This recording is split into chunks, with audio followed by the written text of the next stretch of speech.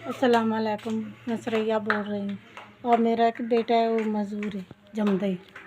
एक बेटी 4 साल हो गए ने, ये भी मज़दूर हो गई ते बड़ा औखा टाइम है साडा, बड़ा औखा काम है। बंदियां दे घरां 'च काम शाम करने आ ते गुजारा चलाने, इन्हां नूं भी सामने आ ते बंदा फेर ही करदा है। वो भी औखा ही गुजारा, बमार ही रैंदा है, ओनू भी साह दा मसला है। बेटा है मेरा, ये जमदे जमांदरू, इस तो बड़े असीं मजबूर हाँ। इधर चौके इधर तार, इधर चौके इधर, पैंपरां तो ही मजबूर हाँ, बड़े औखे। ते ए बच्ची ये भी जेह्ड़ी है कोई 4 साल हो गए टुरदी कोई नहीं। इन कैंठी है तो मसला मैं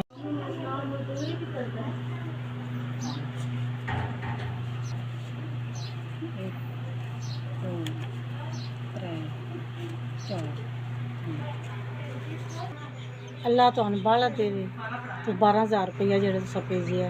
एक धी मजदूर है, एक बच्चा मजदूर है। अल्लाह तुहाडी बड़ी नेकी, तुहानू अल्लाह बाहला ही देवे। असीं बड़े गरीब हाँ।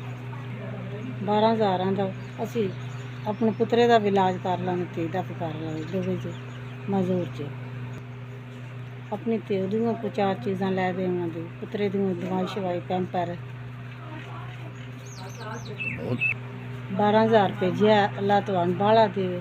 दुआवां पे दिन्ने आं तुहाडे दित्ते कबूल होवे, अल्लाह बाहला देवे तुहानू।